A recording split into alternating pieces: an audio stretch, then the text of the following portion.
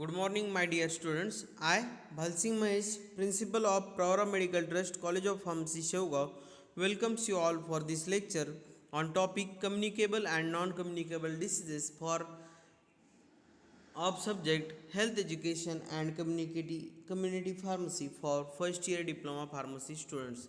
So, my dear student, in earlier lecture we had studied various communicable and various communicable diseases, which including the diphtheria, polio, then hepatitis A in last lecture. In today's lecture, we are going to study hepatitis B, then cholera, typhoid, rabies, and tetanus. These diseases. So, my dear students, first disease of the today's lecture is the hepatitis B.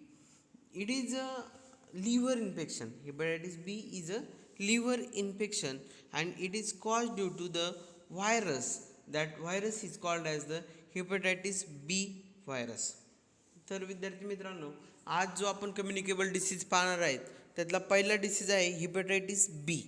आता हा जो hepatitis बी आहे हा disease hepatitis बी व्हायरसमुळे होतो. कशामुळे होतो? It is a viral disease, म्हणजे it is a virus is responsible for this disease and it is occur due to the virus. That virus is called as the hepatitis B virus.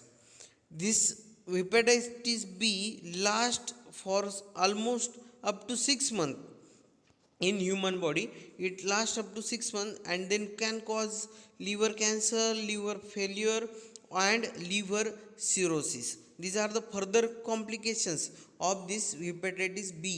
आता hepatitis B हा बॉडीमध्ये हा it is an viral infection. It may prolong up to 6 month it that virus remain in our body. आणि after 6 month तो काय करतो virus? It may cause the liver cancer, it may cause the liver failure, or it may cause the liver cirrhosis.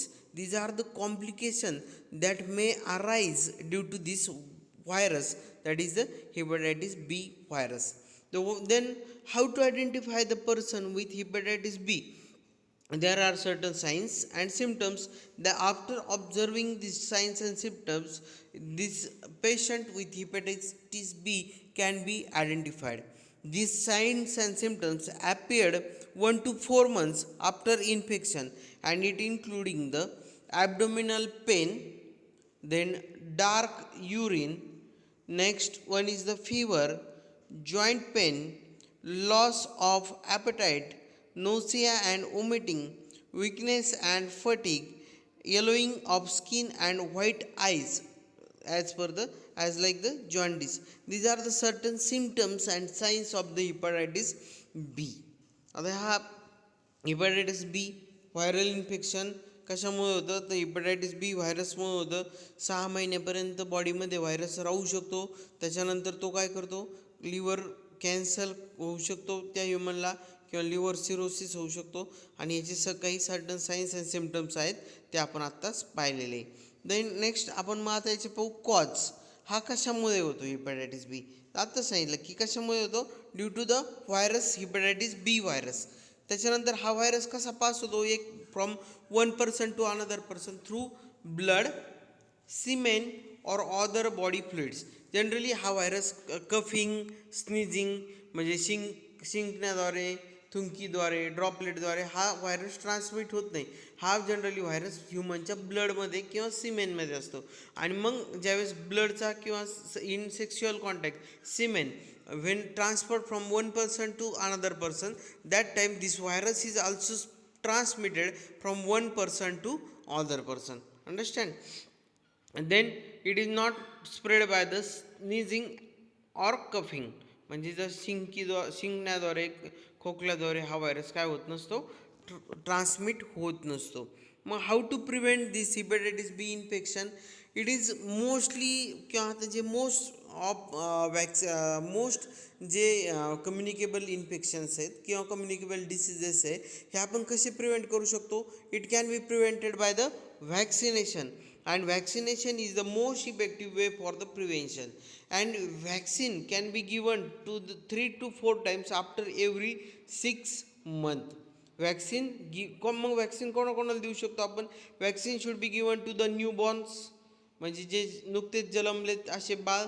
Then childrens which are not vaccinated at the time of birth, ज्यांचं जन्माच्या वेळी vaccination केलं नव्हतं असे लहान मुलं.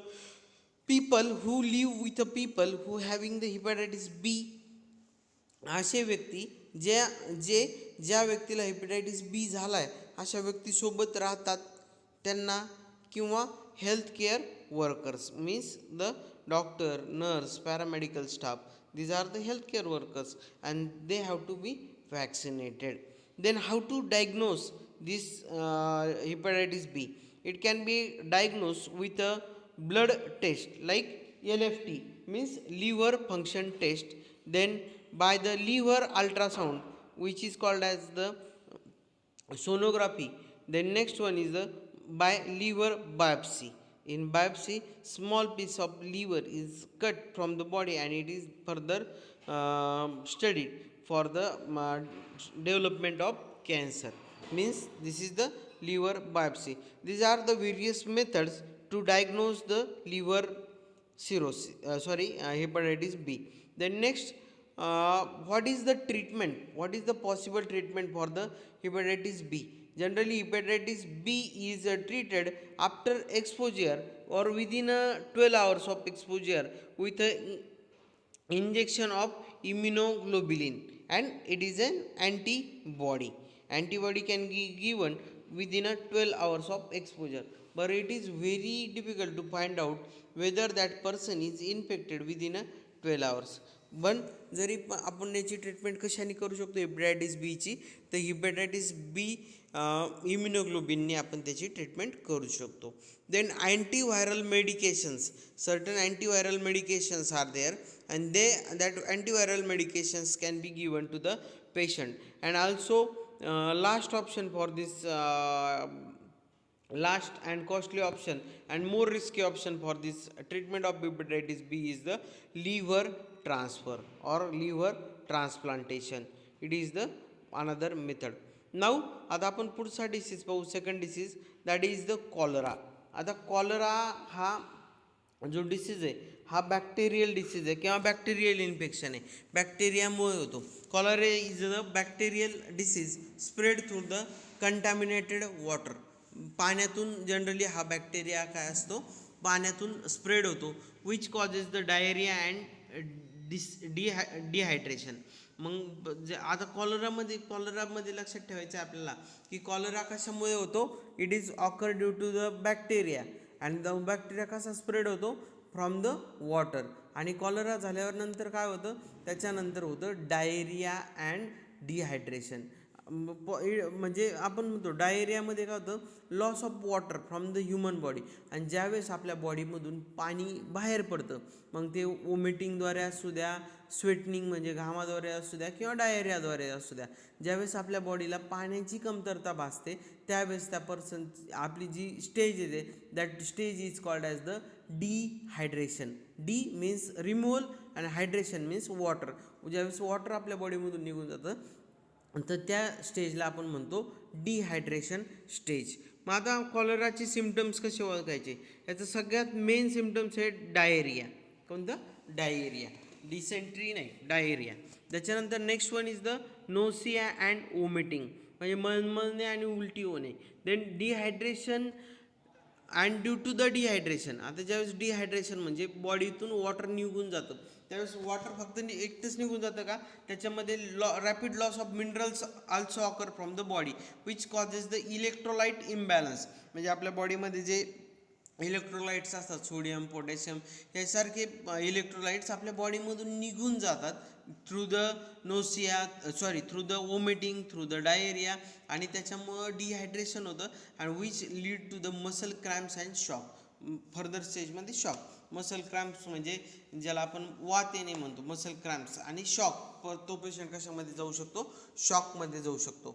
मग आता आपल्याला पाहिजे हा कॉलरा नेमका होतो कशामुळे. आता मी जसं सांगितलं की cholera generally cause for the this disease is the bacteria. पण तो बॅक्टेरियाचं नाव काय आहे?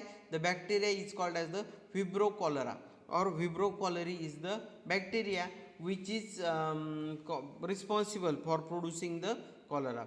This bacteria produces toxin in small intestine. अरे हा बॅक्टेरिया आपल्या बॉडीमध्ये गेला तर काय करतो पहा, हा बॉडीमध्ये गेला तर हा टॉक्झिन तयार करतो. कुठे? तर स्मॉल इंटेस्टाईनमध्ये. Cholera bacteria not cause illness to all people almost, म्हणजे जसं आपण म्हणतो असिम्प्टोमॅटिक की कॉलेरा बॅक्टेरिया सगळ्याच्याच बॉडीमध्ये गेला आणि सगळेच आजारी पडते असं होत नाही. काही people some people carry this bacteria up to the 14 days without any signs and symptoms. म्हणजे काहींच्या बॉडीमध्ये हा बॅक्टेरिया 14 दिवसापर्यंत राहू शकतो आणि काहीच त्या पेशंटला किंवा त्या पर्सनला साईन्स अँड सिम्पटम, जसे साईन्स अँड सिम्पटम कोणतं याचं मेन डायरिया, वॉमिटिंग हे पण असे कुठलेही सिम्पटम्स न प्रोड्यूस होता हा बॅक्टेरिया एखाद्या पर्सनच्या बॉडीमध्ये अप टू 14 days पर्यंत राहू शकतो. आणि through stool it is mix with water and causing the contamination. आणि द त्या पर्सनच्या स्टूलमधून तो कुठं पाण्यामध्ये मिक्स होतो, पाण्यातून कंटॅमिनेशन. कारण मी तुम्हाला अगोदरच सांगितलं की हा बॅक्टेरिया जो आहे it is spread through the water. This bacteria found in surface as well as well water. म्हणजे surface water and well water म्हणजे विहिरीच्या पाण्यामध्ये हा बॅक्टेरिया जनरली फाउंड होतो. It is also found in raw fruit, कच्चे फळ. Then it is also found in sea food and under cook, म्हणजे कमी प्रमाणात आपण काय म्हणतो त्याला शिजवलेले भाजलेले अन्नपदार्थ सी फूड याच्यामध्ये किंवा रॉ ग्रेन कच्चे दाणे याच्यामध्ये आपल्याला हा बॅक्टेरिया फाउंड होतो. मग how to prevent from this cholera किंवा कॉलरा इन्फेक्शनपासून आपण कसं प्रिव्हेंट करू शकतो? फॉर वन सेल्फ और our self. For our self we can prevent this bacteria by washing the hands with soap and water frequently. आता पहा जितके पण कम्युनिकेबल डिसीजेस आहे, आता आपण तर कोविड-19च्या फेजमध्ये जातोय की त्याच्यामध्ये आपण सगळ्यात main remedy to prevent the communicable disease is the washing of the hands with soap and water frequently. Then आता तुम्हाला सांगितलं की हा कॉलरा कशातून ट्रान्सपोर्ट होतो? वॉटरमध्ये. म्हणजेच आपल्याला काय करावं लागेल? We have to drink safe water. Safe water means the water which is boiled and cool, or the water which is filtered, or the water which is which is treated. असं जे water असेल drinking पर्पजसाठी असं drink करून आपण काय करू शकतो?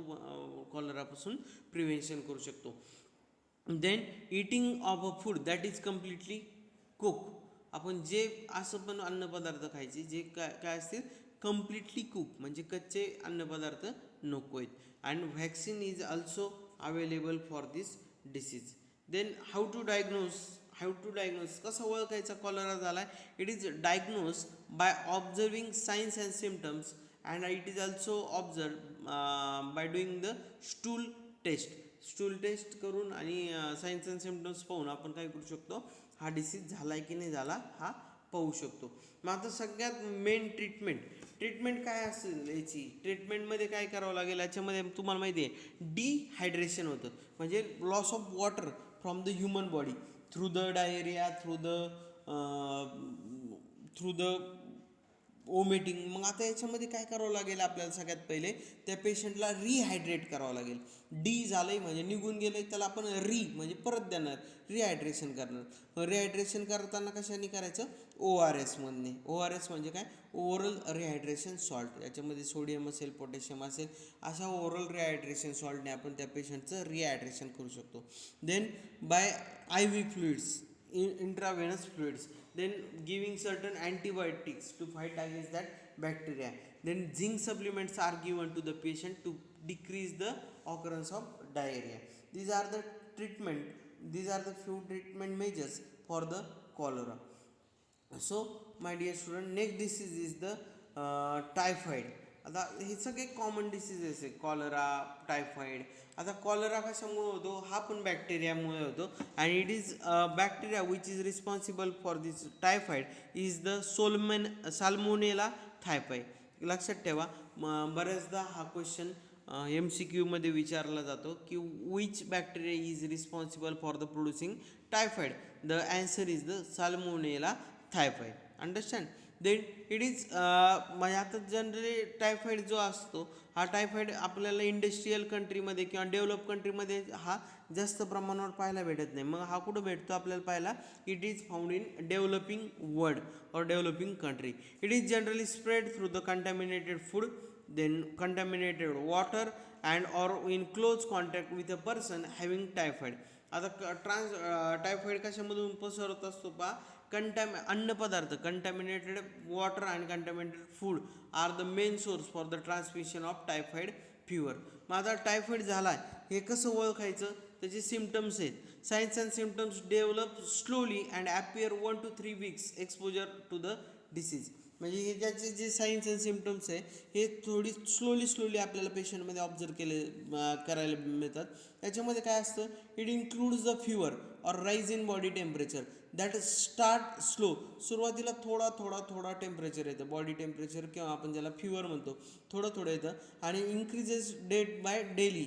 म्हणजे हळूहळू ते ताप येतो आणि तो डेली काय होत चालतो?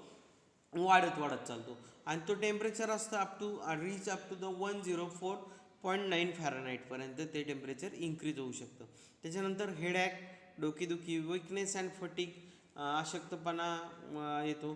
देन मसल पेन, मसल दुखतात, स्वेटनिंग, घाम येतो, कोरडा खोकला येतो, लॉस ऑफ ॲपेटाईट, भूक जाते, weight loss, abdominal pain, diarrhoea, rash. These are the some signs and symptoms associated with the typhoid. आता टायफॉईडमध्ये आपल्याला पाहायचं आहे की डायग्नोसिस टेस्ट कोणती केली जाते, की आपण कसं ओळखतो की पेशंटला टायफॉईड झाला आहे. मग यासाठी डायग्नोसिस 2 प्रकारे केलं जातं. एक सगळ्यात पहिला प्रकार असतो बॉडी फ्लुइड और टिश्यू कल्चर आणि सेकंड असतं विडाल टेस्ट. आता याच्यामध्ये काय केलं जातं बॉडी फ्लुइड किंवा टिश्यू कल्चरमध्ये, की पेशंटचं ब्लड किंवा स्टूल किंवा युरिन किंवा बोन मॅरो अशा गोष्टी घेतल्या जातात आणि त्या घेतल्यानंतर they are place in a special medium, एका मीडियममध्ये ठेवलं जातं. So that in that medium the bacteria which is present in the blood of patient और स्टूल ऑफ पेशंट और urine of patient it may grow in a that medium and this growth of this bacteria then is analyzed or that sample is checked under the microscope for the presence of the bacteria. ही एक method आहे डायग्नोसिसची, की याच्यामध्ये काय केलं जातं की पेशंटचं blood काढायचं एखाद्या मीडियममध्ये ठेवायचं, कल्चर मीडियममध्ये ठेवलं की त्या ब्लडमध्ये सपोज जर साल्मोनेला थायपॉइड नावाचा बॅक्टेरिया असला किंवा टायफॉईड प्रोड्युसिंग बॅक्टेरिया असला तर तो काय होईल त्या मीडियममध्ये ग्रोथ होईल आणि ती ग्रोथ आपण नंतर ते मीडियम मायक्रोस्कोप पाहिल्यानंतर आपण ते ग्रोथ काय करू शकतो? चेक करू शकतो. ही एक मेथड आहे आणि दुसरी मेथड आहे विडाल टेस्ट नावाची टेस्ट आहे. The test is also use for the diagnosis of the typhoid.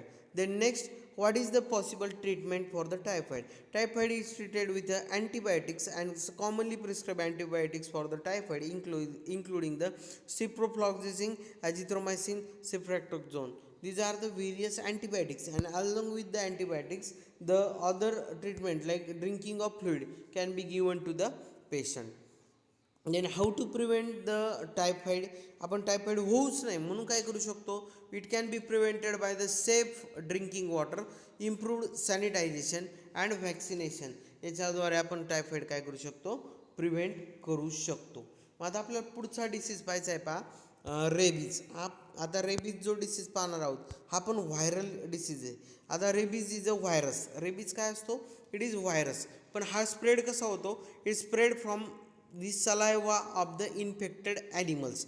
जे इन्फेक्टेड ॲनिमल्स आहे रेबीज पासून ज्यांचं इन्फेक्शन झालं आहे अशा ॲनिमलच्या सलायवा म्हणजे लाळेमध्ये जे लाळ असते त्या लाळेमध्ये हा व्हायरस असतो. आणि when this animals bite to the human, असे इन्फेक्टेड ॲनिमल्स जर ह्युमनला बाईट केलं, त्यांनी ह्युमनला चावले तर ती लाळ त्या ह्युमनच्या बॉडीमध्ये जाणार आणि तो व्हायरस पण ह्युमनच्या बॉडीमध्ये ट्रान्समिट होणार. The animal that transmit the rabies. आता मग असे कोणकोणते ॲनिमल्स आहे त्याच्यामधून हा रेबीज ट्रान्समिट होऊ शकतो? त्याच्यामध्ये येतात rats, then fox, dogs, cows, monkeys etcetera. Means it including the pet animals as well as wild animals. जे पाळीव प्राणी आणि जंगली प्राणी अशा सगळ्या अशा प्राण्यामध्ये हा रेबीज व्हायरस फाउंड होतो. आणि ज्यावेळेस तो व्हायरस किंवा तो ॲनिमल ज्याला त्या रेबीजने अफेक्ट केलेलं आहे तो ह्युमनला बाईट करतो किंवा चावतो, त्यावेळेस त्याच्या सलाव्यामधून किंवा त्याच्या लाळेद्वारे तो व्हायरस ह्युमनमध्ये ट्रान्समिट होत असतो पहा. मग आता रेबीजचे सिम्पटम्स कसे ओळखायचे? सुरुवातीला रेबीज झाला तरी त्याचे सिम्पटम्स काय असतात? फक्त फ्ल्यू लाईक म्हणजे तापेसारखे सिम्पटम्स असतात. आणि पण नंतर as this rabies progresses it including the fever, headache, nausea and vomiting, agitation, then confusion and the hyperactivity. These are the some typical symptoms of the rabies. रेबीजचे हे other symptoms आहे. मग आता rabies होऊ नये म्हणून काय करायचं आपण? प्रिव्हेन्शन कसं घ्यायचं?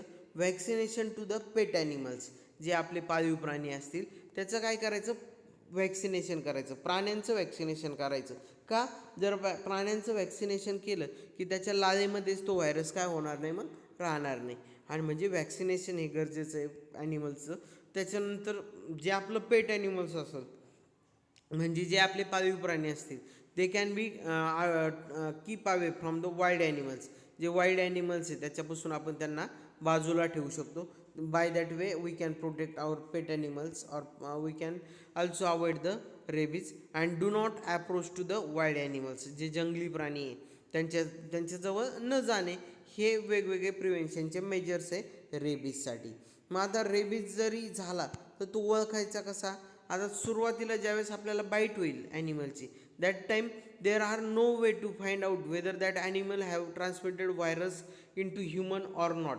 जर सपोज आपल्याला एखादा ॲनिमल चावला किंवा एखाद्या रॅटने बाईट केलं, एखाद्या डॉगने बाईट केलं, एखाद्या आपल्याला बाईट झालं सपोज कशाचं? ॲनिमलचं, पेट ॲनिमल वाईल्ड ॲनिमलचं किंवा पेट ॲनिमलचं, तर आपण इनिशियली तो ॲनिमल नी बाईट केल्या ओळखू शकतच नाही की whether that animal have transmitted the virus into human body or not. मग काय करावं लागतं आपल्याला? त्याच्यासाठी त्याचे लगेच ज्यावेळेस आपल्याला एखाद्या बाईट झाली त्याच वेळेस आपण at that time only we have to take the vaccine. Understand? So treatment once एकदा रॅबीज जर डेव्हलप झाला आपल्या ह्युमन बॉडीमध्ये तर देर इज नो ट्रीटमेंट नाही आहे after occurrence of the disease. But आपण काय करू शकतो? आपण ज्यावेळेस आपल्याला बाईट झालं ॲनिमलचं त्याच वेळेस आपण काय करू शकतो? रेबीज व्हॅक्सिनेशन घेऊ शकतो. कारण once rabies infection is establish there is no effective treatment and it causes the death of human Bing.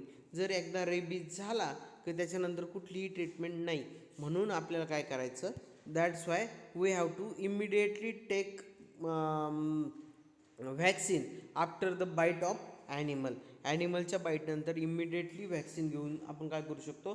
We can prevent or we can treat the rabies.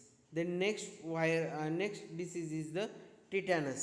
Tetanus is also disease or bacterial infection or it is caused due to the bacterial toxin. आता जे बॅक्टेरियाचं toxin आहे, due to that bacterial toxin that this disease occur and this toxin. आता हे जे बॅक्टेरियाचं toxin असतं ते काय करतं? It affect the nervous system आणि नर्वस सिस्टीमला ते ॲफेक्ट करतं, causing the painful muscle contraction at the jaw and neck. जे मसल कॉन्ट्रॅक्शन आहे ॲट द जॉ म्हणजे जो जबडा आहे आणि नेक मान आणि जबडा याचं मसल कॉन्ट्रॅक्शन काय करतं? ते पेनफुल करतं. आणि मग tetanus also interfere the ability of the breath. जे आपलं श्वास करण्याची जी ॲबिलिटी आहे त्याच्यावर पण ह्या टिटॅनसचा आपल्या बॉडीवर इफेक्ट होत असतो.